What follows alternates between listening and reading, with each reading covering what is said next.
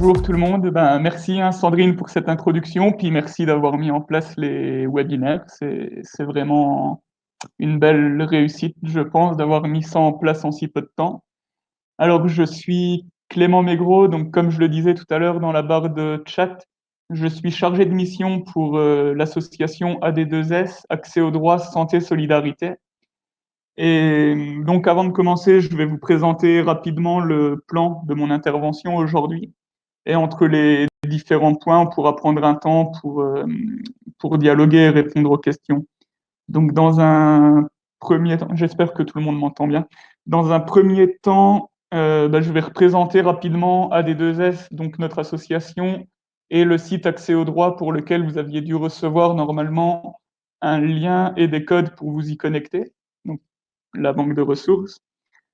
Ensuite, dans un deuxième temps, je reviendrai sur les modifications qui sont intervenues en termes de droits sociaux depuis la mise en place du confinement et de l'état d'urgence sanitaire. Donc, comme vous le savez tous, il y a eu beaucoup d'évolutions et il y en a encore, il y a beaucoup de droits qui ont évolué.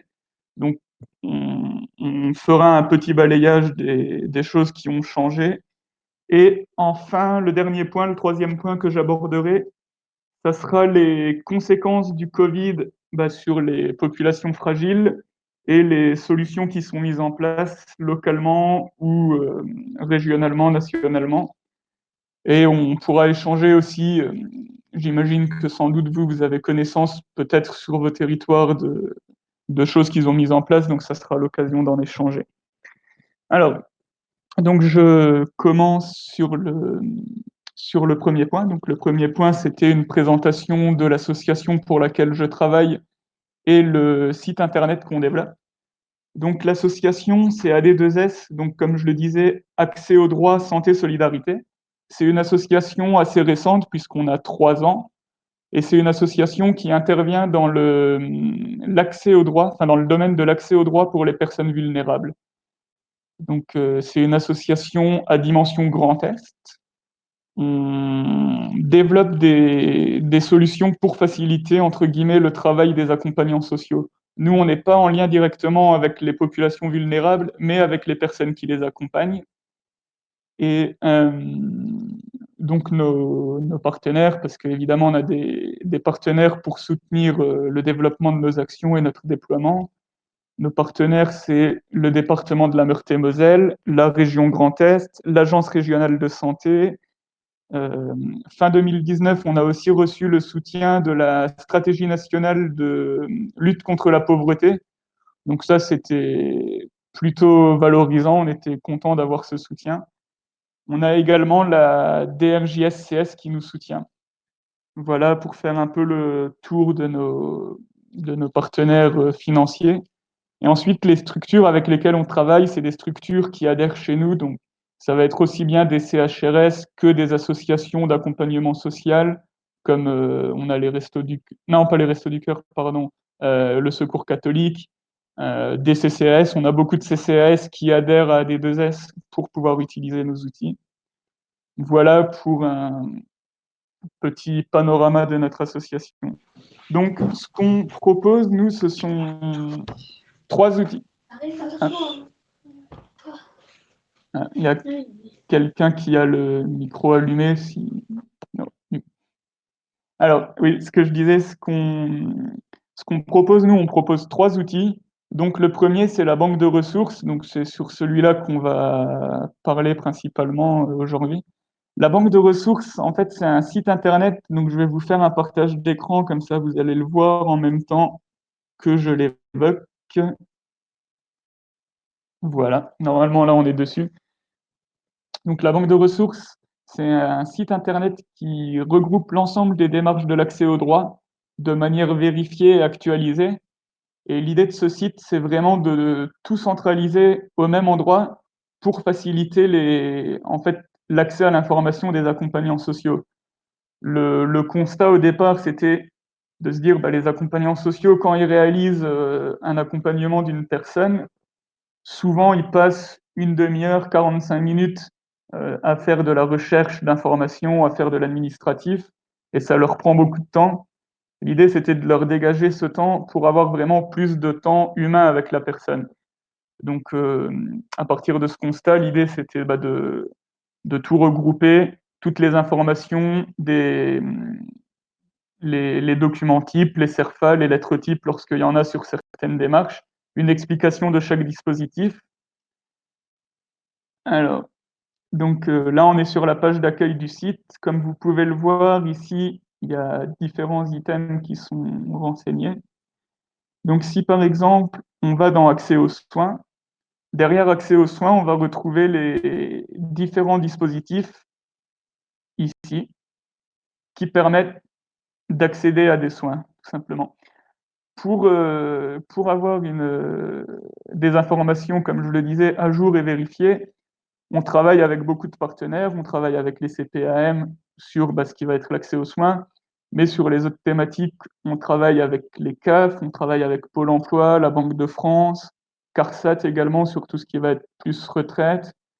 Voilà, on essaye vraiment de mettre en place des conventions de partenariat avec tous les organismes qui permettent d'accéder à des droits sociaux pour qu'eux viennent, lorsqu'il y a des évolutions, en tout cas soit nous apporter l'information, soit c'est moi, puisque c'est moi qui gère ce site, qui va aller les solliciter pour qu'ils me confirment que l'information que je souhaite mettre en ligne est bien, vérifiée et juste.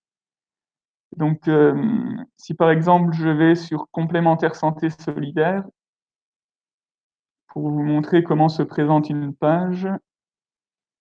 Alors, vous allez retrouver, hem, une présentation du dispositif. L'idée, c'est vraiment d'être le plus simple possible pour arriver tout de suite à la bonne information et ensuite, sous un petit jeu de panneaux, vous allez retrouver comment effectuer une demande, quelles sont les conditions d'attribution, pardon, avec, bah, les tableaux de barème. Donc ça, c'est pareil, c'est l'idée de se dire: on est en entretien avec une personne qu'on accompagne, on veut, vérifier son éligibilité à ce dispositif. Très rapidement, on va pouvoir, à partir de ses revenus, vérifier si elle peut être éligible au dispositif de la complémentaire santé solidaire. Voilà, et donc comme je le disais, on retrouve aussi en bas les documents types. Donc là, vous allez retrouver les documents types qui vont permettre d'effectuer une demande, qui vont permettre de voir quels sont les paniers de soins et les soins auxquels on a le droit avec la complémentaire santé solidaire. Voilà. Pour le site, alors le site a cette fonctionnalité de regrouper toutes les informations. On a d'autres fonctionnalités sur le site. L'idée, c'est vraiment de ne pas se substituer à ce qui existe déjà. Donc on renvoie aussi vers les liens de nos partenaires. Ça, c'est vraiment l'idée d'éviter la désinformation. J'ai cliqué sur le bouton lien. Donc on va renvoyer vers des liens, donc Oops, par exemple, pour le droit à l'erreur sur, tout ce qui est télédéclaration. Monenfant.fr porté par la CAF sur tout ce qui va être parentalité. Là, c'est vraiment dans le cas d'un accompagnement, renvoyer vers des liens qui sont sûrs et sécurisés. On s'est rendu compte que, par exemple, il y avait des fois sur les questions de, surendettement, bah, des personnes cherchaient simplement surendettement dans Google, pouvaient être orientées sur des sites d'assurance et non pas sur le site de la Banque de France. Donc là, voilà, c'était vraiment, la volonté de guider au mieux les personnes pour éviter de les envoyer vers des sites qui ne seraient pas adaptés à leurs recherches. Et donc, pour terminer la visite du site, ce que je disais, on a donc cette fonctionnalité avec les les dispositifs d'accès aux droits qui sont recensés. On a également un guide des solidarités qui est construit comme un annuaire social. Alors voilà, je pense que vous devez le voir. Donc voilà, ça l'idée, c'était vraiment de, encore une fois, dans l'idée de ne pas se substituer à ce qui existe déjà, dans le cadre d'un accompagnement social, c'est de se dire, nous, on a essayé de regrouper sur une cartographie et par thématique les structures qui existent sur le territoire. Donc, au départ, Meurthe-et-Moselle, et on développe l'outil Grand Est maintenant. Donc vous pouvez voir par exemple, si il y a les différentes thématiques.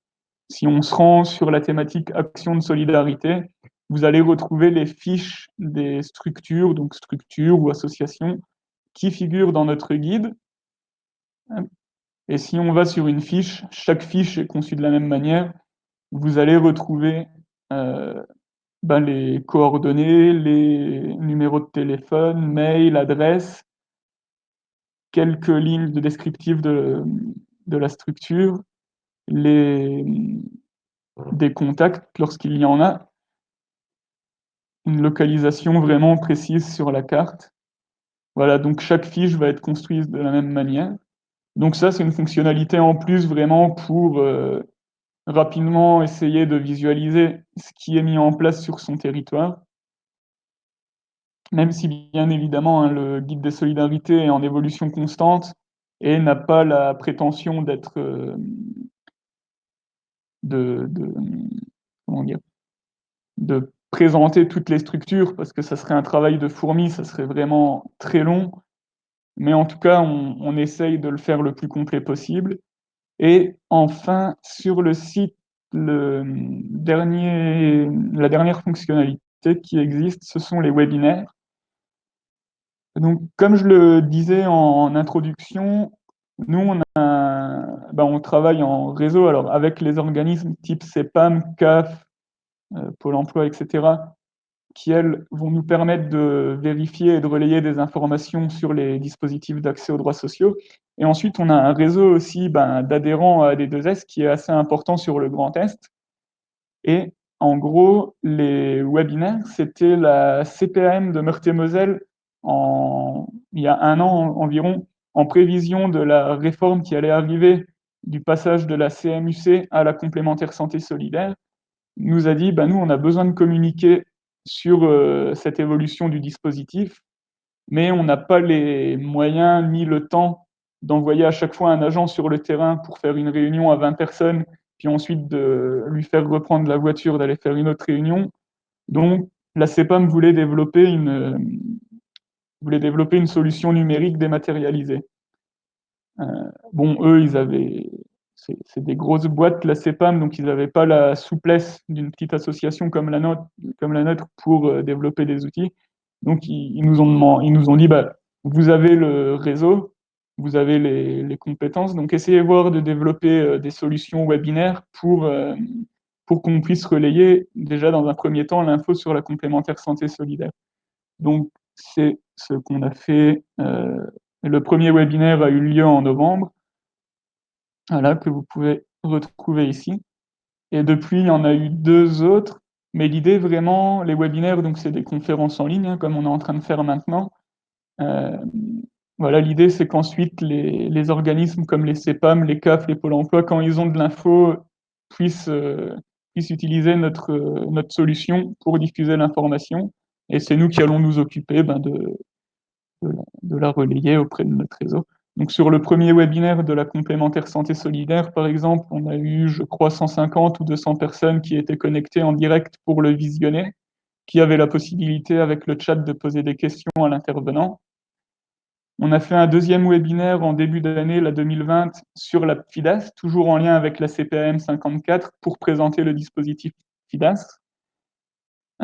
Donc c'est des webinaires qui ensuite sont disponibles en replay. Donc, ils sont accessibles quand vous voulez ensuite. Et on a fait, dernièrement, c'était la semaine dernière, là vous le voyez ici, un webinaire en lien avec l'UDAF 54 sur les points conseil budget. C'est des labels pour l'accompagnement budgétaire des personnes, des familles. Euh, on trouvait que c'était particulièrement utile en cette période de crise sanitaire parce qu'on le sait très bien, il y a des conséquences aussi économiques liées à la crise sanitaire. Donc un dispositif comme le point conseil budget, c'est important de le faire connaître parce qu'on pense qu'il va pouvoir aider certaines personnes face à des nouvelles difficultés actuellement. Donc voilà, on a pu mettre en place un petit webinaire adapté, bien sûr, comme on était confiné, pour présenter le point conseil budget. Alors, hop, donc, je reviens, j'enlève le partage d'écran. Voilà donc pour le site accèsaudroit.org qu'on appelle, nous communément la banque de ressources. Donc c'est un site qui s'enrichit de manière continuelle. En fait, nous, on est à l'écoute vraiment aussi du retour des utilisateurs. Par exemple, il y avait pas mal de travailleurs sociaux qui nous disaient: «Bah, ça serait chouette d'avoir toutes les informations sur la protection des majeurs, sur tutelle, curatelle». Donc ça, c'est pareil, on s'est réunis avec, une structure des Vosges, la VSEA, s'il y en a qui la connaissent, avec l'UDAF 54 et avec un chef de service de la DDCS pour les personnes protection des personnes fragiles. Et donc on a pris une journée ensemble pour construire l'arborescence de la page. Et donc maintenant, si vous allez sur le site internet, dans l'onglet Justice, vous retrouverez toutes les informations sur protection des majeurs, protection administrative et les différentes mesures qui existent. Voilà, donc c'est ça simplement pour dire vraiment on est à l'écoute des retours en fait du terrain et des utilisateurs pour alimenter régulièrement le site. Voilà. Comme ça, là, vous avez un peu plus connaissance du premier outil qu'on propose. Le deuxième outil qu'on propose à D2S, c'est la garantie santé, donc j'en dis un mot rapidement. La garantie santé, en fait, c'est une complémentaire santé pour les personnes avec des... C'est Sandrine. Oui, Clément, est-ce que peut-être on peut demander aux personnes si il y a des questions ou des demandes par rapport à cet outil? oui, je t'en prie, pas de problème. Si du coup, oui, s'il y a des questions, n'hésitez pas, j'ai le chat activé, donc je vois vos retours, hein, donc s'il y a des questions, n'hésitez pas à les poser, via le chat, j'y répondrai sans souci. Non, priori il y a pas de A priori, questions. la présentation est claire. Bon, bah, super. Et bah, je poursuis, puis, j'en ai pour encore, 5 minutes environ pour finir simplement sur AD2S et on pourra peut-être à ce moment-là prendre un temps s'il y a encore des questions.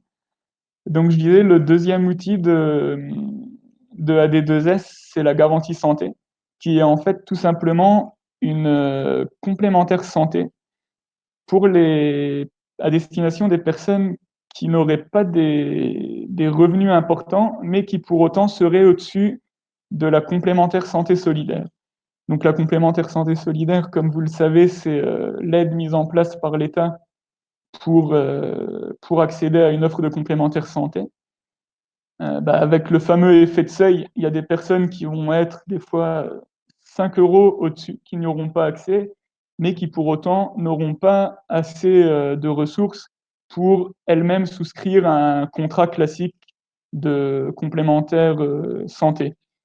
Donc, nous, on a mis en place cette garantie santé, qui est une offre avec des tarifs négociés, des tarifs qui sont prévus vraiment pour cette population, hein, avec aussi un panier de soins qui a été négocié pour répondre au mieux aux besoins de ces populations précaires, mais qui sont au-dessus du fameux effet de seuil. Donc, c'est une offre, on essaye d'en parler comme d'une offre neutre. Bien sûr, derrière, il y a des mutuelles, il y a 2 mutuelles, Acoris en Lorraine et MGEL pour l'Alsace et la Champagne-Ardenne, qui sont là pour s'occuper des remboursements lorsqu'il y a des consommations de soins, évidemment. Mais nous, on en parle comme d'un produit neutre parce que c'est les accompagnants sociaux qui ont adhéré à AD2S qui vont pouvoir proposer cette garantie santé aux personnes qu'elles accompagnent. Et en gros, on sait très bien que les accompagnants sociaux ne sont pas là pour faire la promotion d'un produit ou d'un autre. Donc nous, on en parle comme d'une garantie santé sans citer les mutuelles derrière. Vous pouvez retrouver sur la banque de ressources, dans l'onglet accès aux soins, il y a un, un onglet garantie santé sur lequel vous allez retrouver vraiment une explication avec tous les documents aussi. Simplement, les deux les deux conditions pour pouvoir accéder à cette garantie santé, c'est donc être au-dessus du seuil de la complémentaire santé solidaire et être accompagné par une structure adhérente à D2S. Parce que ça, c'est vraiment l'idée de mettre l'accompagnement social au cœur de notre projet et donc bah que les personnes qui souscrivent à cette garantie santé soient accompagnées. Même si derrière, il n'y a pas de schéma type de l'accompagnement, ça peut être un accompagnement, vous allez voir la personne 2, 3 fois simplement. Ça peut être un accompagnement plus long, c'est pas ça, il n'y a pas de définition type de l'accompagnement. Voilà, donc pour la garantie santé, bah, vous pourrez retrouver vraiment tous les éléments en allant les voir sur la banque de ressources. Et s'il y a d'autres questions, j'y répondrai sans souci. Et le troisième outil qu'on développe à D2S, ce sont les labs, donc un diminutif de laboratoire.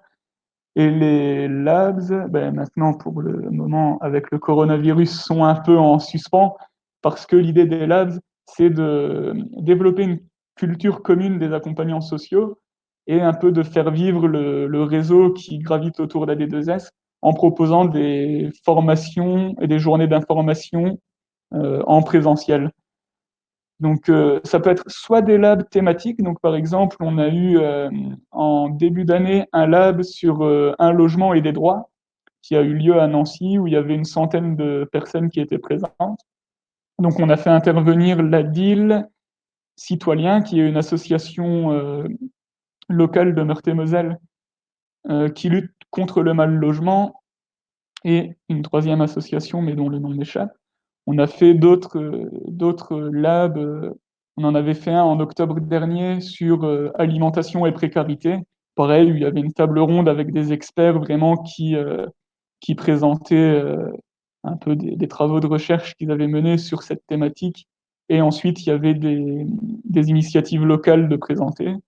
On a fait d'autres labs euh, thématiques, un en lien avec la Banque de France sur l'accompagnement des publics fragiles financièrement et sur les dispositifs mis en place par la Banque de France. Donc ça a réuni 80 personnes environ. Donc voilà, ça c'est, on a des labs thématiques et des labs de prise en main de nos outils. Donc ça, c'est quand une structure adhère à D2S. En gros, son adhésion, elle paye son adhésion pour l'année et elle a accès à nos trois outils, les labs, la garantie santé qu'elle peut prescrire ou proposer aux personnes qu'elle accompagne et la banque de ressources. Et donc nous, on se propose d'intervenir sur un créneau de 2 heures environ auprès des travailleurs sociaux ou des bénévoles de la structure qui vient d'adhérer pour vraiment lui représenter dans le détail tous nos outils. Voilà, donc je, j'arrive à la fin de mon premier point. On peut peut-être prendre 5 minutes si vous avez des questions sur ce qui vient d'être dit. Donc on peut utiliser le chat si vous voulez, s'il y a des questions sur un des outils en particulier, n'hésitez pas.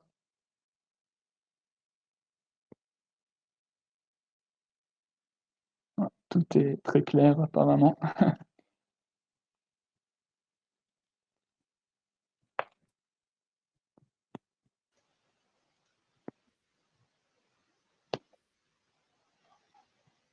Oui, je fais une petite intervention pour les personnes qui sont arrivées en cours de présentation.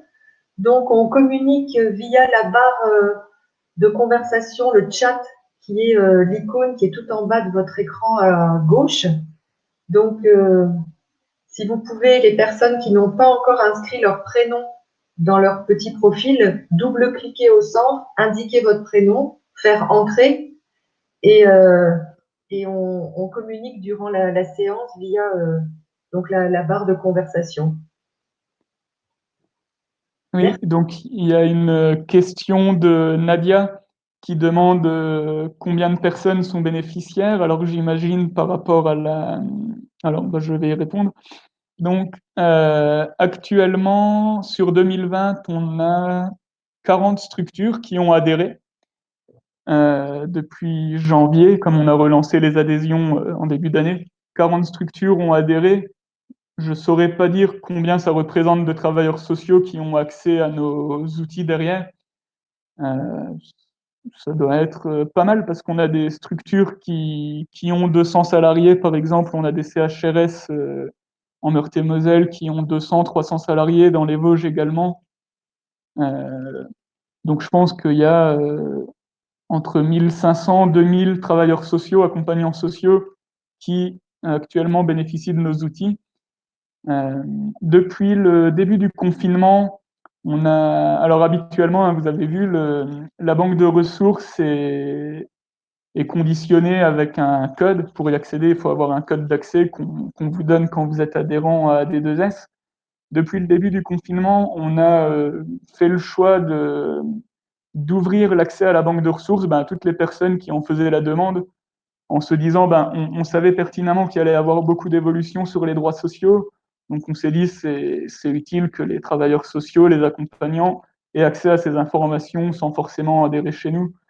Donc on a ouvert la banque de ressources, donc là on a un peu plus de personnes qui y ont accès. Euh, Sinon, concernant la garantie santé, en 2020, sur le premier trimestre, mais donc c'est bah, sur, en mars, quoi, en tout cas, en mars, on avait 400, un peu plus de 400 personnes qui étaient bénéficiaires de la garantie santé. Donc, c'est-à-dire qui avaient un contrat dans la garantie santé. Euh, voilà. La garantie santé, les effectifs augmentent doucement, mais sûrement. C'est c'est pas forcément une démarche que les travailleurs sociaux ont l'habitude de faire, de proposer des contrats de complémentaire santé aux personnes qu'elles accompagnent. Donc ça nécessite de notre part un peu de pédagogie, on va dire, pour bien les rassurer, pour leur expliquer que bon, c'est une offre qu'on propose en plus de ce qui existe déjà et qui est mise en place par l'État, mais sans être une offre commerciale. Donc voilà, ça c'est la garantie santé est en place maintenant depuis 2018. On a 400 bénéficiaires, donc c'est pas énorme, mais comme je le disais, parce que c'est une démarche qui est un peu nouvelle, donc ça met du temps à se mettre en place. Et donc oui, donc environ 40 structures adhérentes pour le moment sur 2020. Et oui, donc il y a Aïcha et Jocelyn qui posent une question sur la cotisation.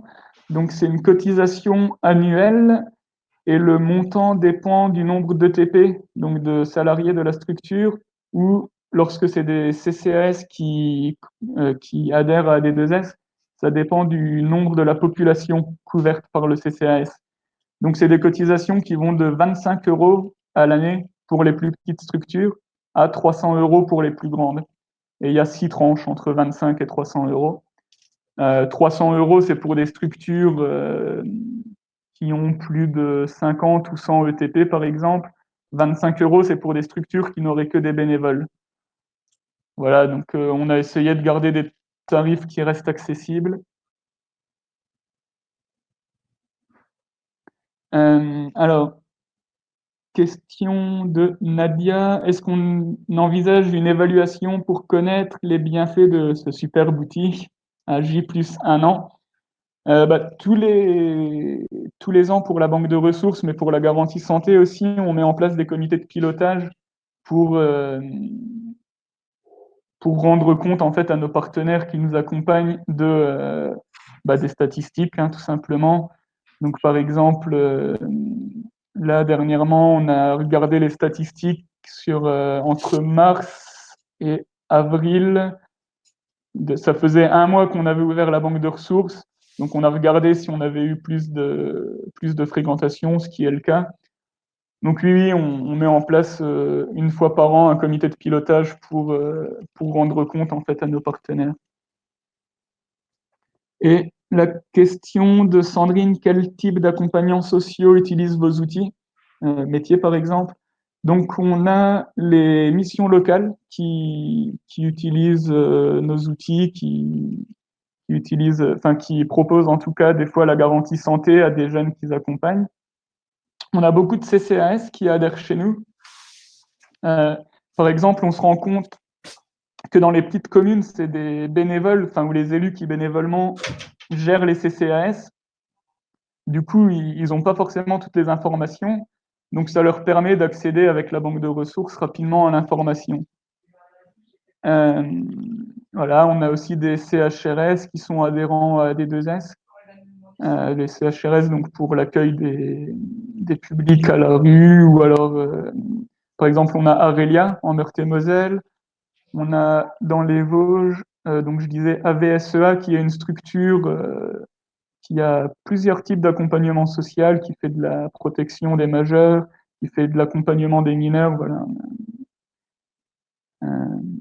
Et la question de Arzu, qui est est-ce que l'adhésion est accessible au grand public?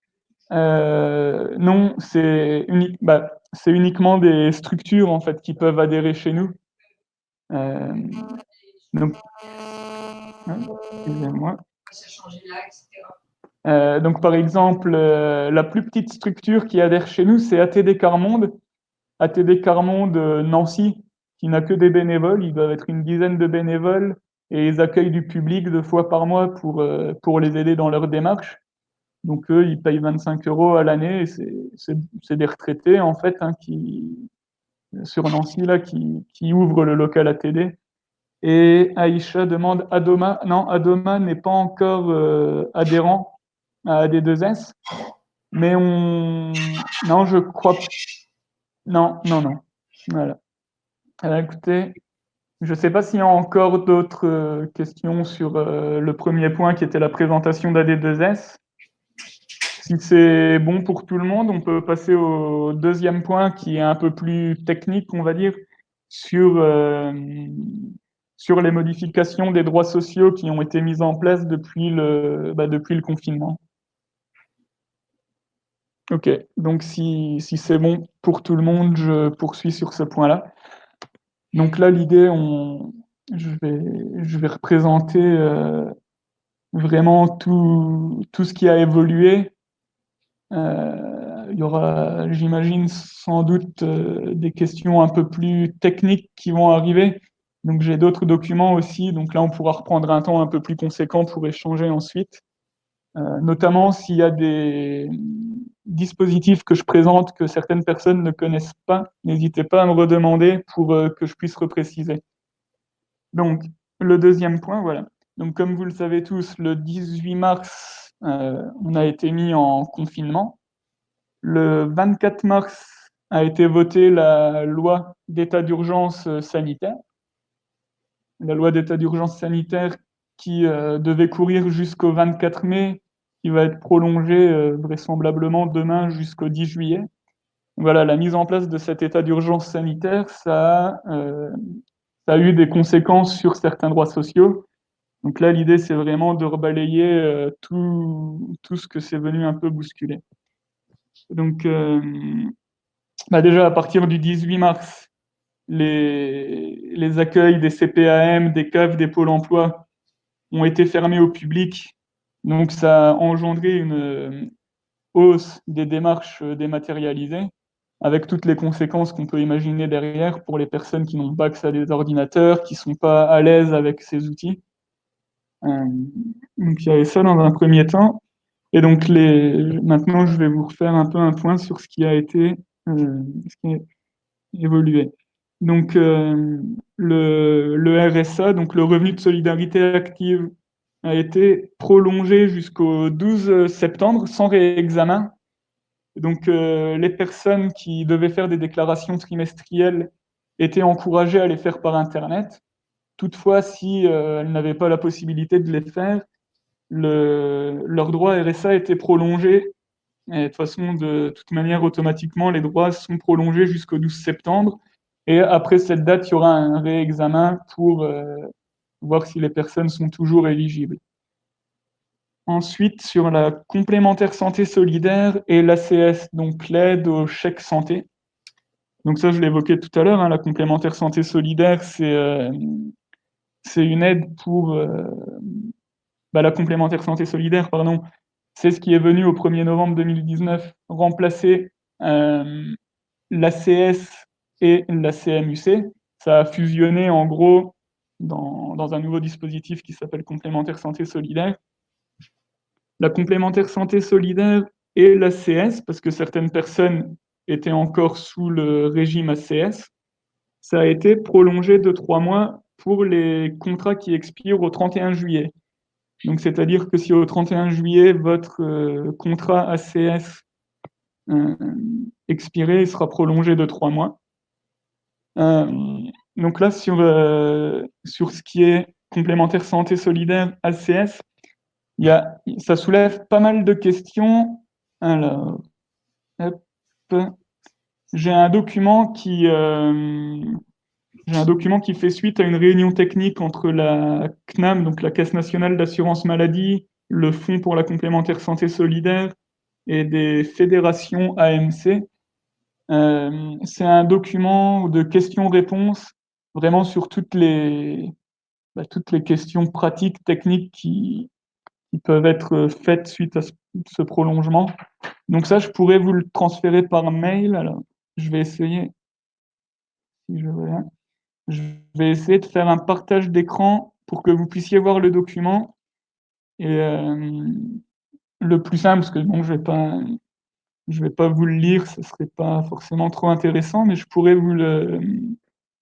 Alors, je sais pas si. Non, attendez, je crois que j'ai pas fait. Alors, de toute façon, on a toute la liste des inscrits, quel que soit le GIP. Du coup, Clément, effectivement, on le transmettra par mail sans souci. Tu nous le transmettras et on le fera. D'accord, super. D'accord. Donc, je sais pas si là, vous voyez le document, c'est ce document-là. Oui, on le voit. Ok, très bien. Donc voilà, ça reprend ce que je disais, les thèmes, questions et réponses qui ont été apportés par la CNAM et le Fonds de la complémentaire santé solidaire. Donc ça, c'est vraiment les questions les plus techniques que dans le cadre d'un accompagnement, vous pourriez être amené à répondre. Donc là, ça permet d'avoir des premiers éléments. Euh, donc je vous retransférerai ce document qui est assez intéressant et qui synthétise bien vraiment tout. Ensuite, concernant l'aide médicale d'État, donc l'AME, de la même manière, ça a été prolongé de 3 mois pour les personnes qui avaient des droits qui expiraient au 31 juillet. Donc bah là, c'est la même chose que pour les autres droits qui sont prolongés. Ça, vous avez dû le savoir également, les expulsions des locataires sont interdites avant le 1er juin, donc il y a eu une prolongation de 2 mois de la trêve hivernale.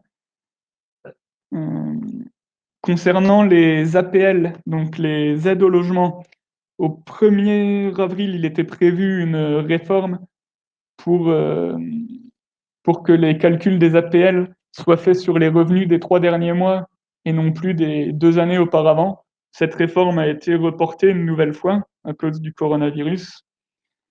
Les titres de séjour. Données... Les titres de séjour. Oui. Bonjour Clément, bonjour tout le monde. Oui, Saïcha. Par rapport au titre de séjour, pareil, ça a été prolongé de 90 jours, c'est bien ça? Oui, aussi, oui. Les titres de séjour ont été prolongés et a priori, il n'y a pas d'expulsion en cours pour des personnes qui seraient. Alors là, c'est un peu plus technique, mais effectivement, les titres de séjour ont été prolongés. Et pour des personnes qui seraient peut-être pas en situation régulière, je crois pas qu'il y ait d'expulsion pour le moment, le temps du confinement. Merci Clément. De rien. Ensuite, sur les aides exceptionnelles, ça aussi, vous avez dû en entendre parler.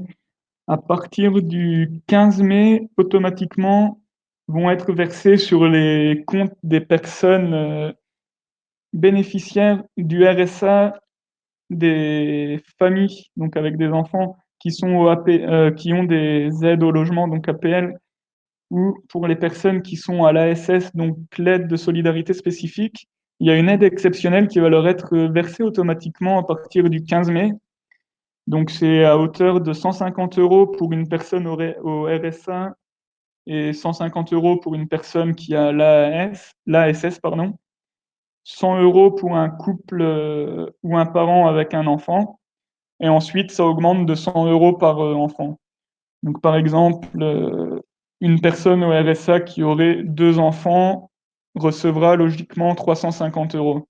150 € pour elle et 100 € pour ses enfants.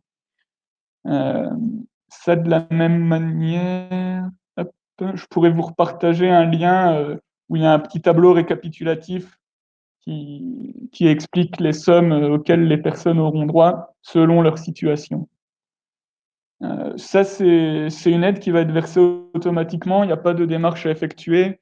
Le 15 mai ou en tout cas à partir du 15 mai, ça tombera automatiquement sur le compte des personnes ayant droit. Voilà. Ensuite, concernant les indemnités journalières, donc ça, vous l'aviez vu, hein, à partir de la mise en place du confinement, il y a des personnes qui ont pu se mettre en arrêt de travail pour, garder leurs enfants parce qu'elles n'avaient pas d'autre solution. Depuis le 1er mai, c'est le chômage technique qui prend le relais sur les arrêts de travail. Donc avant le 24 mars, donc c'est-à-dire avant la déclaration de l'état d'urgence sanitaire, les personnes qui étaient en arrêt de travail, qui avaient été mises en arrêt de travail par l'ARS, donc par l'Agence régionale de santé, ou qui avaient été mises en arrêt de travail depuis le site déclare.amelie.fr, elles n'avaient pas de carence qui était appliquée pour ces arrêts de travail. Et depuis le 24 mars, donc depuis l'état d'urgence, il n'y a pas de carence, enfin il n'y a plus de carence pour tous les arrêts de travail liés à la situation, il n'y a plus de carence. Voilà. Ensuite, il y a concernant l'énergie, l'accès à l'électricité, les chèques énergie de 2019 pour des personnes qui auraient encore les chèques énergie de 2019, la validité, elle est prolongée jusqu'au 30 juin.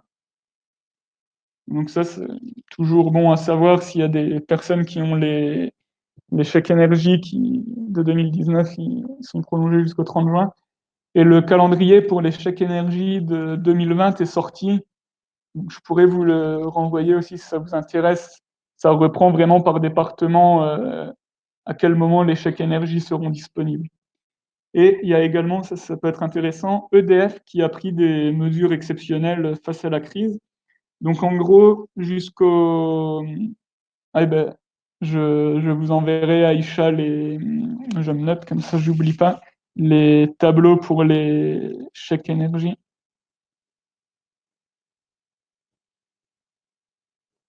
Oui, du coup, je disais, EDF, a pris des mesures exceptionnelles et donc jusqu'au 1er septembre, il y a une suspension des réductions ou des interruptions de la fourniture de gaz. Donc ça, ils se sont rendus compte qu'il y avait des personnes, je pense, qui avaient des difficultés à payer.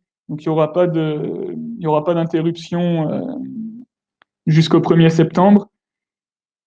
Et il y a la possibilité d'un assouplissement des modalités pour les échéanciers de paiement. Donc ça, je pense qu'il faut prendre directement contact avec EDF, mais ils mettent en place en tout cas des mesures un peu plus souples pour échelonner les paiements pour les personnes qui auraient des difficultés de paiement dues à une baisse de revenus à cause du coronavirus. Alors, voilà, hein, globalement, ça, c'était vraiment plus une liste à la Prévert de tous les droits qui ont été modifiés, prolongés depuis la mise en place du confinement et de l'état d'urgence. Il y a également, là, dernièrement, lundi, le Premier ministre, il a annoncé qu'une aide de 200 € allait être débloquée pour les jeunes de moins de 25 ans. Donc, c'est pour des jeunes étudiants qui seraient soit boursiers ou soit avec des situations précaires. Pour les jeunes étudiants ultramarins aussi, mais ça, peut-être ça nous concerne moins, quoique éventuellement vous êtes peut-être en lien avec des étudiants qui viennent des dom-toms, je ne sais pas. Et donc ça va concerner les étudiants dans un premier temps. Pour les étudiants, ça sera versé début juin. Et ensuite, mi-juin, il y aura un versement de 200 € toujours qui sera fait pour les jeunes de moins de 25 ans, mais qui ne seraient pas étudiants. Donc ceux bénéficiaires des APL. Donc les critères encore sont pas tout à fait définis. Les demandes, elles devront se faire soit sur étudiant.gouv.fr ou sur les sites des Crous directement. Voilà, donc ça a été annoncé lundi, il n'y a pas encore de... Enfin, les critères sont pas encore ultra définis. Voilà pour une présentation des droits qui ont évolué depuis le début du confinement. Donc peut-être, si vous voulez, on peut revenir sur certains points. Je ne sais pas s'il y a des questions là-dessus. Je vous écoute ou je vous lis. Alors Clément, tu disais que justement les changements par rapport au confinement, c'était justement une hausse d'utilisation de tout ce qui est outils à distance, Internet, etc. Et que du coup, on appuie un petit peu sur les personnes qui sont en difficulté sur l'utilisation de ces fameux outils. Et ma question, c'est est-ce que du coup, qu'est-ce qui a été mis en place pour pallier justement à ces personnes qui sont en difficulté? Donc, certes, on se rend compte que dans la majorité des mesures que tu as pu citer, que ce soit la santé, que ce soit le RSA, etc., il y a eu des prolongations qui se font automatiquement.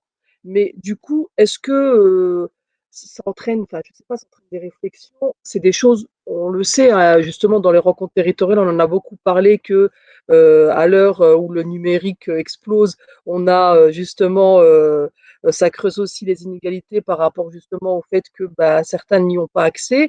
Et du coup, je me dis, avec ce confinement, ça doit être encore plus accentué. Est-ce que, je ne sais pas, tu as eu écho de certaines choses qui ont été mises en place? Comment on peut y pallier? Ouais, complètement. Bah, c'était en plus l'objet du troisième point. Mais et donc, il y a... Si c'est l'objet du troisième point, pas de souci, on pourra reprendre si jamais. Laisse-le pour le troisième point et on y reviendra après, pas de souci. D'accord, pas de problème. Je ne sais pas si d'autres personnes avaient des questions peut-être sur les différents points qui ont été abordés sur les dispositifs, s'il y a des questions peut-être techniques un peu sur comment sont mises en place les aides, n'hésitez pas.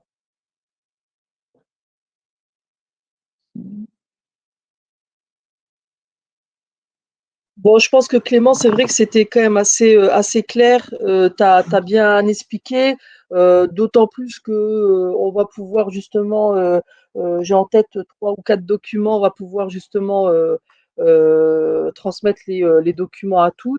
Donc c'est vrai que c'était quand même assez explicite. Alors je sais pas, qu'est-ce qu'elle nous dit, Sandrine? Oui, donc pour te répondre, Nadia, en plus les différents points là que j'ai abordés, vraiment, on pourra, vous pourrez les retrouver sur la banque de ressources. Hein, je vous avais normalement, il y avait des codes qui vous avaient été communiqués, donc vous pouvez les Moi, retrouver. Oui.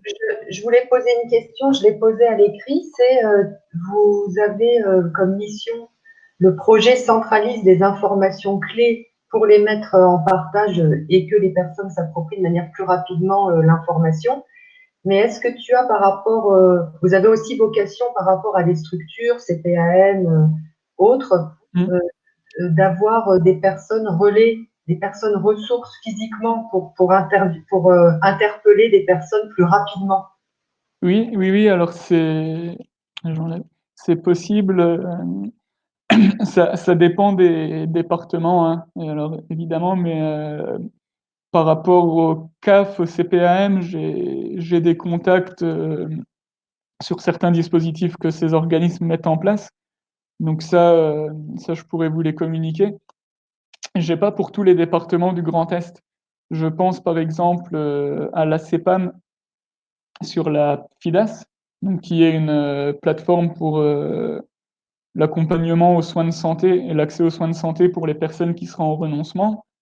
J'aurai des contacts que je pourrais vous fournir sans problème sur certains départements, pas sur d'autres, parce que selon les départements, les modalités de fonctionnement changent. Il y a certains départements où c'est que des structures qui ont conventionné avec la FIDAS qui peuvent les solliciter. Donc ça, en fait, selon selon les départements, vous pourrez me demander, puis je pourrais voir si j'ai certains contacts ou pas, ouais, pas de souci. Voilà. Je pense après ta question, Sandrine, c'était vraiment plus sur des organismes qu'on a du mal à joindre, comme les CEPAM, les CAF, qui sont toujours un peu compliqués à joindre. Donc ça, oui, je pourrais voir, mais ça normalement, vous avez mon mail aussi. Donc, bon, vous pouvez me solliciter par mail en me demandant ce que vous recherchez peut-être. Et ensuite, selon si je peux répondre ou pas, je vous ferai un retour, il n'y a pas de souci. Oui, alors il y a Arzu qui pose une question sur les défenseurs des droits. Alors moi, j'étais en lien avec le défenseur des droits en Meurthe-et-Moselle, qui se trouve à Nancy. Il y a des délégués aux défenseurs des droits sur les différents territoires. Moi, c'était vraiment avec celui en Meurthe-et-Moselle, pardon, que j'étais en lien. Sur les autres territoires, non. Donc, moi, je ne sais pas sur quel territoire vous trouvez. Donc, voilà. Donc,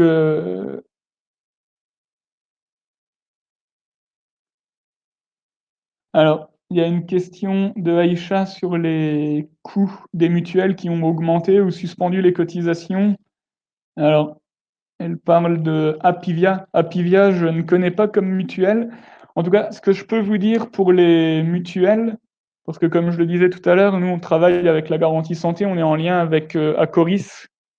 Ce qui se constate, c'est que depuis la mise en place du confinement, bah, les personnes de fait euh, consomment beaucoup moins de soins, vont beaucoup moins chez leur médecin, ne réalisent plus leurs soins de peur de rentrer dans des cabinets médicaux et de pouvoir attraper le virus, hein, évidemment.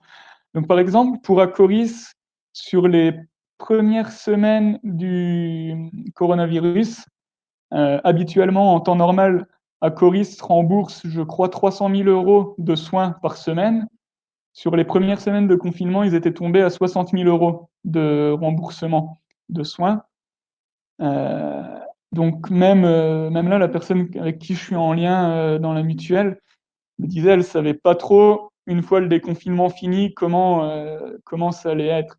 Les personnes, sans doute, d'ici l'été, vont faire les soins auxquels elles avaient renoncé pendant la période de confinement. Je ne sais pas du tout après si le coronavirus va avoir une influence sur les prix des mutuelles. Ça, je pense que même elles ne le savent pas trop encore. Euh, oui, alors pour, euh, pour la question de Arzu sur le défenseur des droits, oui, bah, c'est en tout cas le défenseur des droits, hein, enfin, ou le délégué des défenseurs des droits sur les territoires. C'est des personnes intéressantes et qui ont généralement beaucoup de réseaux qui peuvent permettre de débloquer certaines situations. Sur vos différents territoires, je ne sais pas. Nous, en Meurthe-et-Moselle, on a un dispositif qui existe qui s'appelle le RAID, donc RAID, Réseau d'accès d'information aux droits, qui est organisé sur les 6 territoires de la Meurthe-et-Moselle, et c'est mis en place par le conseil départemental et la CAF. Et ça permet vraiment d'avoir une veille sociale, donc ça, c'est pas mal. Je ne sais pas sur les différents départements du Grand Est s'il y a des choses similaires qui existent, mais ça, c'est vraiment aussi intéressant s'il y a des choses similaires de pouvoir vous inscrire dans ces réseaux pour avoir des contacts. Nous, dans les raids, là, on a par exemple la CEPAM, les maisons des solidarités portées par le département qui y participent, les CAF. Donc ça permet vraiment en fait de se développer un réseau et d'avoir des contacts un peu plus facilités ensuite. Si S'il n'y a pas d'autres questions sur le point numéro 2, je peux passer au point numéro 3 du coup. Alors, le point numéro 3, ça va répondre à la question de Nadia. C'était sur un peu les conséquences du Covid. Donc, comme tu le disais, hein, Nadia, depuis le confinement, on se rend compte que déjà les démarches dématérialisées, elles ont explosé parce que les accueils des principaux organismes ont fermé. Ça a posé la question de l'électronisme pour certaines personnes ou tout simplement de l'accès à du matériel informatique. Une autre conséquence, ça a été aussi la baisse des revenus assez radicale pour certaines personnes qui se sont retrouvées du jour au lendemain, soit en chômage technique, ou alors pour des travailleurs précaires qui ont tout simplement perdu leur emploi. Donc, il y a eu ces deux effets qui se sont conjugués. Euh, donc, une conséquence assez notable qui s'est fait remarquer assez rapidement, c'était l'apparition de nouveaux publics dans les CCAS, donc les centres communaux d'action sociaux, sur tout ce qui est aide alimentaire. Il y a, par exemple, la Villers-lès-Nancy, c'est une ville à côté de Nancy. Sur leur CCAS, habituellement, ils accompagnent, je ne sais plus, une cinquantaine de familles. Et là, depuis le confinement, ils en accompagnent 30 de plus. Et tous les jours, en fait, ils voient des nouvelles personnes arriver pour l'aide alimentaire. Donc ça, c'est un peu les conséquences. J'imagine aussi que vous avez dû les constater peut-être vous-même directement auprès des personnes que vous êtes amenés à côtoyer dans vos missions. Donc pour te répondre, Nadia, sur tout ce qui est dématérialisation et démarches en ligne, il y a il y a même beaucoup de choses qui ont été mises en place. Et le défi un peu, c'était de justement pouvoir suivre, parce que toutes les structures et même les départements, les régions, tout le monde s'est lancé un peu tout azimut dans l'idée de proposer des solutions pour recenser les choses qui se mettaient ou alors proposer des solutions. Alors, je peux citer entre autres, c'est ce que j'ai repéré moi qui me semblait en tout cas le plus intéressant. Il y a au niveau national, il y a un site qui s'appelle Solidarité numérique qui a été mis en place assez rapidement, qui est lancé par le gouvernement. Ça, c'est un centre d'aide et de ressources pour utiliser les outils du numérique essentiels. En gros, il y a différentes thématiques. Il y a un numéro vert aussi qui n'est pas surtaxé que vous pouvez appeler. Et ça, l'idée, c'est de se dire, ben voilà, j'ai besoin d'aide pour faire mes courses, ou ma grand-mère a besoin d'aide pour faire les courses. Ça va permettre de voir ce qui existe pour tout ce qui était école et cours à distance aussi. Ça proposait des différentes ressources. Après, bien sûr, la limite, en fait, c'est que c'est des solutions qui se trouvent sur Internet. Comme les personnes sont chez elles, elles n'ont pas la possibilité forcément de se déplacer. Donc, c'est des solutions en ligne. Mais il y a quand même le numéro vert de solidarité numérique qui existe, qui, je pense, peut valoir le coup. Il y avait un site plus local qui a été mis en place par la région Grand Est qui s'appelle Plus Fort Grand Est. Ça, c'était pour faciliter la mise en relation pour des solutions innovantes sur le territoire avec les besoins des personnes. Donc ça, c'est un... Ah bah voilà, Sandrine a republié le numéro vert de Solidarité numérique, merci. Et Plus Fort Grand Est, voilà, c'est un site avec des solutions localisées au niveau du Grand Est.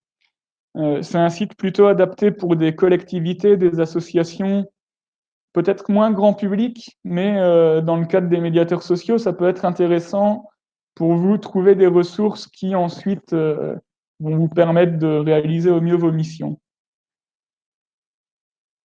Il y a Cathy qui pose une question, la difficulté des parents qui ont un smartphone pour la gestion Pronote ENT a beaucoup d'incompréhension sur le fonctionnement. Oui, alors ça, je ne pourrais pas en parler parce que je, je n'ai pas d'enfant, donc je n'ai pas eu à gérer les cours à distance pour de potentiels enfants. Mais en tout cas, oui, j'ai vu qu'il y avait il y avait beaucoup de difficultés. Et puis, enfin, au-delà des difficultés peut-être à utiliser l'outil, c'était surtout en fait de devoir jouer le rôle d'un parent, quoi. se rend compte que c'était pas forcément facile, donc ça, je peux pas en dire beaucoup plus là-dessus sur tout ce qui est cours à distance. Alors, je te coupe 2 petites secondes, Clément. Oui. Moi, personnellement, pour avoir échangé un petit peu avec certains médiateurs qui suivent des familles justement par rapport à tout ce qui était scolarité, etc. Alors, je sais qu'il y a certaines structures qui ont gardé certaines permanences justement parce que dans ce souci dans cette dématérialisation, on retrouve aussi la même problématique au niveau scolaire. Et effectivement, ça pénalise certaines familles. Du coup, il y a certaines associations qui ont mis en place certaines permanences pour lesquelles déjà ils prennent en charge la pression des devoirs, etc., des leçons, etc. Et certains, par le biais de permanences téléphoniques, faisaient carrément du soutien à ce niveau-là. Voilà, c'était juste pour info. Ouais, je pense que en fait, au niveau local, il y a énormément d'initiatives qui vont être mises en place. Donc ça nécessite une bonne connaissance du tissu local pour pouvoir se faire accompagner sur des thématiques comme la scolarité, par exemple. Euh, Ça, après, ouais, j'ai pas l'impression que il y a eu des réponses, peut-être sur la scolarité, il n'y a pas eu forcément de réponse plus organisée régionalement. C'est effectivement, hein, ça va être vraiment des associations locales qui vont pouvoir agir à l'échelle d'un territoire. Ben voilà, là, il y a Marina qui nous dit sur les centres sociaux qui assurent des permanences. Euh, Ah oui, donc du coup, une autre conséquence aussi, hein, qui s'est faite remarquer depuis la mise en place du confinement, c'était tout ce qui était psychologie et isolement des personnes.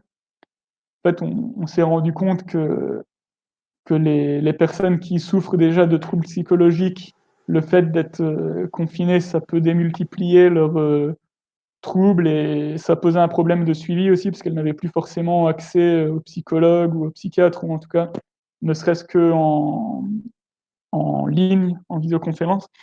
Du coup là c'est pareil, il y a énormément de choses qui se sont mises en place, de plateformes d'écoute qui ont été hop là, de plateformes d'écoute qui ont été créées. Donc par exemple pour en citer quelques-unes dans l'Aube, donc dans le département 10, il y a Assistance Psy qui s'est mis en place en lien avec le centre 15, vraiment où les personnes peuvent appeler pour parler, pour être accompagnées. De la même manière, dans le Bas-Rhin, il y a Covid Écoute 67, c'est un accompagnement psychologique par téléphone qui s'est mis en place. Voilà. Donc ça, on a aussi essayé de recenser les différentes initiatives de soutien, d'écoute qui étaient mises en place. On les retrouve, on a créé sur la banque de ressources une page Covid-19 avec des ressources locales et on a essayé le plus possible de relayer les choses qui se faisaient localement. Après, effectivement, il y a énormément d'offres, donc c'est dur d'avoir connaissance de tout. Voilà. Et pour l'aide alimentaire, ben pareil, pour l'aide alimentaire, euh, au début du confinement, il y a eu quelques difficultés parce que les associations d'aide alimentaire, c'est généralement des retraités qui sont bénévoles dedans et qui ont dû arrêter d'assurer leur bénévolat à cause de leur fragilité potentielle face au Covid. Donc au début, il y a eu un peu un ralentissement en fait de ces associations comme les Restos du Cœur qui n'assuraient plus forcément de permanence. Puis finalement, l'aide s'est organisée quand même. Euh, En Meurthe-et-Moselle, il y a un tableau qui est bien fait, récapitulatif, qui explique toutes les structures et les permanences qu'elles assurent pour distribuer des aides, des colis alimentaires. Euh, Sur d'autres départements, j'avais par exemple eu des infos, je crois, dans l'Aube. Je vais regarder. Non, c'était pas dans l'Aube. Ah, c'était dans la Marne. Dans la Marne, il y avait la préfecture qui avait mis en place un numéro spécial de Marne Éco pour relayer aussi un peu tout ce qui se faisait en termes d'aide alimentaire. Voilà, sur les autres départements, je sais pas, peut-être ça peut être intéressant de savoir si vous avez sur vos départements respectifs, j'ai vu qu'il y avait des personnes des Ardennes, du Bas-Rhin, de l'Alsace qui étaient là. Savoir si vous avez un peu d'infos là-dessus, sur comment c'est organisé l'aide alimentaire. Clément, il y a une personne qui voulait poser une question un tout petit peu plus haut dans tes propos, si elle Alors, peut se ah oui, connecter. oui, oui, pas de problème, j'ai pas fait attention. Eh ben, je vous en prie, allez-y.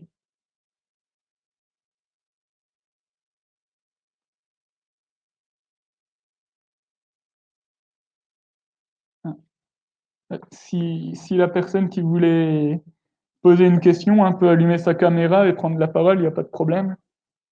Jocelyn, on vous entend pas du coup? Je crois que c'est Jocelyn, mais du coup, on l'entend pas. Ah, non, non, Jocelyn ne veut pas poser de questions. Hein? Ah, bon. Bon, en attendant, il y avait Arzu qui posait la question de savoir si on pouvait retrouver toutes les initiatives organisées au niveau local sur notre site. Alors non, on peut pas. Il y a, comme ça a été dit comme ça a été dit dans les commentaires, il y a beaucoup de choses qui se sont mises en place localement, donc c'est dur de suivre tout ce qui existe.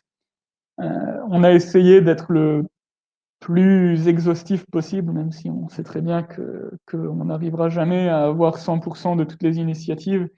On a essayé de relayer celles qui nous semblaient les plus indispensables. Euh, donc par exemple, ce que je disais parce que tout à l'heure je parlais du RAID en Meurthe-et-Moselle, le réseau d'accès d'information aux droits. C'est eux qui ont constitué le tableau pour récapituler toutes les aides alimentaires qui étaient mises en place. Donc ce type de réseau, c'est vraiment génial, je trouve, parce que ça permet en fait d'avoir les informations assez facilement et de pas devoir courir à droite à gauche pour tout avoir. Mais non, du coup, on n'aura pas toutes les infos locales. Hein. Euh,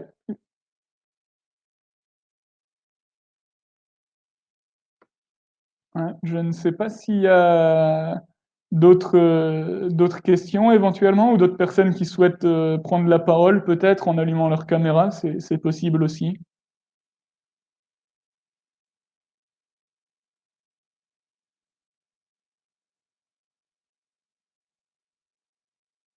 Non, pas, pas de réaction. Ouais. Si, il y a Mahmoud Ali qui nous dit euh, la CLCV, vous pouvez repréciser s'il vous plaît? Que je ne connais pas la CLCV.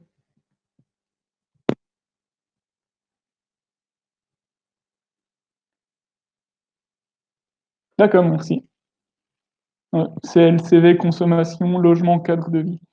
Alors, moi, j'arrive au bout de ma présentation. Donc voilà, l'idée ce matin, c'était vraiment de rebalayer un peu tout ce qui a été mis en place depuis le confinement. Et donc, suite à ce webinaire, moi, je vous renverrai par mail les différentes ressources sur lesquelles je me suis appuyé pour préparer un peu ce webinaire. Il y a différents articles. Il y a aussi, comme on l'a évoqué, les calendriers avec les aides énergétiques et euh, le, le tableau des questions-réponses sur les complémentaires santé solidaire. Voilà, si peut-être il nous reste encore un peu de temps, donc s'il y a d'autres questions, n'hésitez pas, on a encore un peu de temps Ouais, devant nous. s'il y a des personnes qui veulent poser des questions, prenez directement le micro ou la caméra, ce sera plus sympa pour finir le webinaire. Ouais, complètement. Ouais.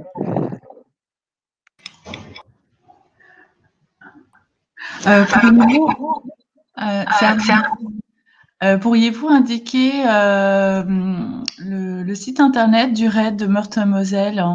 Il n'y a pas de site internet, mais alors éventuellement, ce qui peut être fait, c'est parce que moi je suis destinataire d'une newsletter de leur part. Parce qu'en fait, les raids en Meurthe-et-Moselle sont organisés par territoire. Donc, on a 6 territoires. Et moi, par exemple, je suis destinataire de la lettre d'info du territoire Val-de-Lorraine, qui correspond à Pont-à-Mousson, il me semble. Donc, ce que je peux faire, c'est vous donner l'adresse mail. Je vais vous l'écrire directement dans le chat. Comme ça, je pense que vous pouvez leur adresser un mail et leur demander d'être destinataire des... Parce qu'il serait intéressant de créer ce genre de réseau. Vous voyez, surtout là actuellement, comme il y a la crise sanitaire, j'en ai jamais entendu parler, donc c'est bien de rassembler comme ça sur une plateforme des ressources pour pouvoir accéder à l'information. C'est vrai qu'on est il y a tellement d'informations, on sature un peu où aller.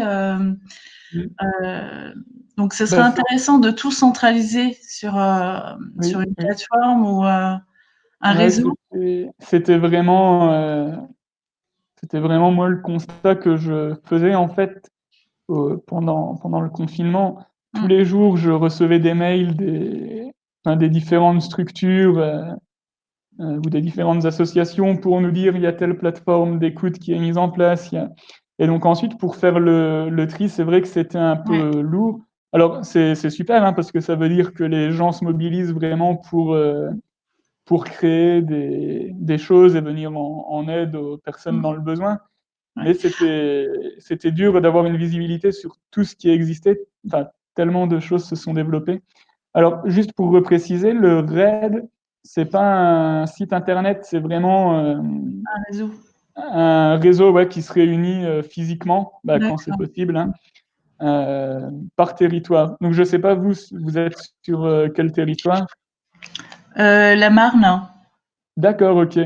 Et c'est vrai alors que j'avais participé en 2019 aux rencontres territoriales des adultes relais, et c'était aussi un besoin qui ressortait de la part des médiateurs sociaux adultes relais, de se dire ça manque un peu ce type de réseau dans lesquels les médiateurs sociaux pourraient participer et avoir connaissance de ce qui se fait et pouvoir aussi avoir des contacts privilégiés en fait en développant son réseau. Donc bon, après c'est en Meurthe-et-Moselle, je vous dis, c'est mis en place par la direction départementale de la cohésion sociale, la CAF et le département. Donc voilà, c'est peut-être les acteurs à solliciter par chez vous pour soumettre l'idée de la création d'un tel réseau. Oui, parce que je me posais la question, parce que quand j'ai consulté par exemple le site de la mairie de Reims où je réside, il n'y avait pas vraiment d'informations sur les différentes initiatives qui ont été déployées en fait, qui ont été créées pour aider les personnes les plus fragiles. Alors c'est vrai que le maire de Reims avait fait un appel aux Rémois pour trouver des projets, des nouvelles initiatives. Alors peut-être il faudrait reconstruire en fait un réseau unique pour pouvoir partager en fait ces informations sans qu'il y ait une saturation en fait. Bah oui, alors peut-être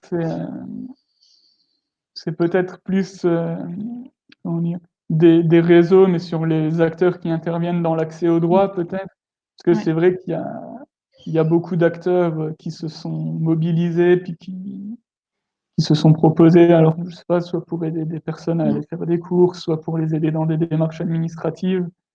Et à mon avis, les services publics type les mairies n'ont pas forcément eu le temps de centraliser toutes les démarches qui existaient, parce que c'est quand même long comme boulot, quoi, comme tâche, c'est un peu long. Ouais, ça demande la préparation. Oui. Ouais. Alors, Et c'est nous, vrai que... par exemple, on a la métropole du Grand Nancy qui nous a sollicité pour, je vous ai présenté tout à l'heure le guide des solidarités là qu'on mettait en place. On a la métropole du Grand Nancy qui nous a sollicité pour mettre une cartographie sur le même modèle pour localiser les acteurs de l'inclusion numérique.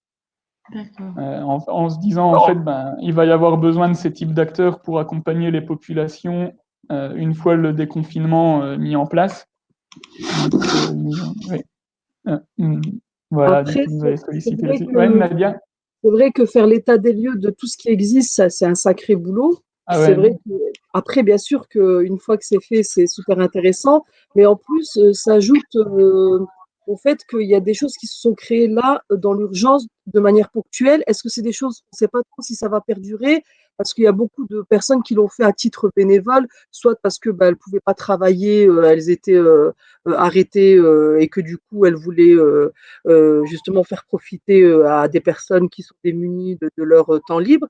Et du coup, je pense qu'il y a des choses qui vont s'arrêter après le confinement parce que les personnes vont reprendre une activité, etc. Donc il y a des choses qui sont peut-être plus ponctuelles, d'autres bah, voilà, qui existent depuis bien longtemps. C'est peut-être pour ça, je pense qu'il est compliqué là peut-être aux mairies de faire l'inventaire de tout ce qui existe parce que bah, moi, je vois un petit peu dans les réseaux sociaux, il y a des choses qui se sont créées un petit peu comme ça, entre guillemets, à l'arrache, qui portent leurs fruits, bien sûr, hein, mais qui se sont faits voilà, pour vraiment répondre à des besoins d'urgence, pour faciliter euh, enfin, débloquer des situations d'isolement, de précarité de certaines personnes. Mais c'est vrai que je pense, c'est un sacré boulot. Et puis, ça peut être aussi un projet qui peut être mis en place par, je sais pas moi, après à créer en fonction des régions, de voir les interlocuteurs privilégiés ou qu'est-ce qui peut être mis en place. Mais c'est vrai que je pense qu'après, c'est une mine d'or quand on a toutes ces infos. Et puis c'est vrai que c'est un boulot énorme. Puis en fait, on n'en voit jamais le bout parce que le temps de, le temps de les centraliser tous, une fois que c'est fini, ben la première structure qu'on aura centralisée peut-être ne sera plus active ou alors aura un mode de fonctionnement différent. Donc c'est vraiment un travail de fourmi qui Ah se oui, parce finit jamais. qu'après, c'est vrai qu'avec la mise à jour, on s'est pas Ouais. dit que la mise à jour, elle doit être pas évidente, mais c'est vrai que on se rend compte que pour les personnes qui sont toujours en contact avec le public, donc dont les médiateurs sociaux, ce type voilà d'infos, ben voilà, c'est une mine d'or. Ouais, ouais. Mais c'est vrai que c'est pour ça, je pense, les DDCS, donc Direction départementale de la cohésion sociale, et les départements avec, alors je ne sais pas comment ça s'appelle sur les différents territoires, mais ce qui est tout Maison des solidarités, ça porte certainement un autre nom sur les différents départements, mais eux, c'est vraiment des bons interlocuteurs parce qu'ils ont connaissance des réseaux et ils ont, enfin, ils travaillent entre eux, donc ils ont les informations qui circulent. Donc, se rapprocher de ces partenaires-là, c'est intéressant, effectivement.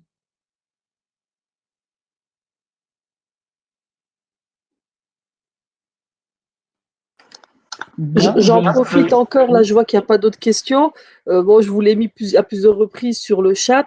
Donc pour les personnes qui utilisent les réseaux sociaux, n'hésitez surtout pas à vous abonner à notre Instagram Médiateur Adulte Relais, GDS pour Grand Est. Voilà, donc on va essayer de mettre super Fanny, de mettre des infos, les rendez-vous, quand il y a des choses voilà, qui nous semblent importantes, on les mettra en ligne. Donc, donc n'hésitez surtout pas à vous abonner. Alors, je sais qu'il y en a qui sont pas très réseaux. Après, nous, voilà, on a privilégié Instagram pour se dire peut-être c'est un peu moins personnel que Facebook. Voilà, bah, on teste. Si après il faut changer, on changera. Mais en tous les cas, voilà, notre objectif, c'est d'essayer vraiment de fonctionner Grand Est et de mettre un certain nombre d'informations. Alors également, le site internet qu'on vous a transmis, qui est accessible aussi par le biais de votre smartphone. Donc voilà, notre objectif, c'était de proposer une une action, on va dire, adaptée au confinement. Et d'où la mise en place des webinaires, et on va poursuivre dans ce sens. Je trouve que c'est vrai que c'est intéressant et ça permet quand même d'avancer, de ne pas rester isolé pour nous aussi, hein. On va le dire concrètement, et c'est vrai que je trouve que le concept est assez sympa, et puis du coup ça nous permet aussi, là en l'occurrence on nous parle souvent du Grand Est, et de fonctionner tous ensemble. Donc n'hésitez pas, prenez bien connaissance de l'offre qu'on propose. S'il y a des questions, vous pouvez nous solliciter sans souci. Il y a tous les coordonnées. S'il y a des idées également, donc nous, on est preneurs. Donc voilà, n'hésitez pas à vous, à vous connecter sur le site, à le visiter, nous faire part de votre retour. On est preneurs de tout ce qu'il faut. Bien, eh ben, en tout cas, pour moi, j'ai Arzu, allez-y, je vous en prie, vous voulez prendre la parole?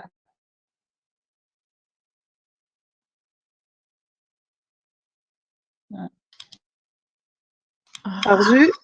Non, Arzu. Arzu, pardon. Non, je voulais juste vous remercier, je voulais laisser un message, c'est tout. Merci. Merci Nadia. Merci beaucoup, ça fait plaisir. Merci à vous, hein. Nous, on essaie de proposer des choses avec nos intervenants experts, avec toute l'équipe des 3 GIP, et on espère améliorer notre offre pour être au plus proche de ce qui, de vos attentes. Donc, on espère vraiment, vous apporter des choses concrètes. Merci à tous. Merci à toi, Nadia. Un mot Merci, pour Clément. terminer, peut-être, est-ce que on pourrait rouvrir les caméras pour se saluer, parce qu'on a un petit peu de temps, donc ce serait sympa de revoir pour ceux qui le veulent. Et peut-être mettre dans la barre un petit mot d'évaluation, qu'est-ce qui vous a le plus intéressé et quels seraient les prolongements, en particulier avec Clément qui va revenir encore à 3 reprises d'ici le mois de juin. Donc vous verrez là, dans la programmation, il fera d'autres interventions. Clément, tu peux peut-être dire, tu referas une fois cette intervention-là. Oui. Alors, en tout cas, un merci à toi et à Nadia pour la mise en place du webinaire. C'était une première expérience pour moi, donc c'était chouette. J'espère que les thèmes qui auront été abordés auront répondu à vos besoins pour les médiateurs sociaux. Donc, effectivement, il y aura encore trois webinaires d'ici juillet, enfin jusqu'à début juillet. Donc, il y aura un webinaire, ça sera en gros la même intervention qu'aujourd'hui, mais mise à jour avec les évolutions suite au déconfinement. Et il y aura 2 autres webinaires qui seront vraiment plus sur tous les dispositifs d'accès aux soins de santé. Donc, j'ai commencé à en parler un peu aujourd'hui de la complémentaire santé solidaire, de la FINES. Voilà, donc là, les 2 autres webinaires, ça sera l'idée de prendre des temps un peu plus conséquents pour décrire ces différents dispositifs, voir leur mode de fonctionnement et comment le Covid et le déconfinement a impacté leur fonctionnement. Voilà, donc en tout cas, moi je reste disponible, donc vous n'hésitez pas, si vous avez des questions, à me répondre par mail, et ensuite je vais vers vous par mail ou par téléphone pour y répondre, il n'y a aucun souci. Voilà, donc j'espère que cette 1h30 de webinaire aura été intéressante pour vous. Merci en tout cas d'y avoir participé.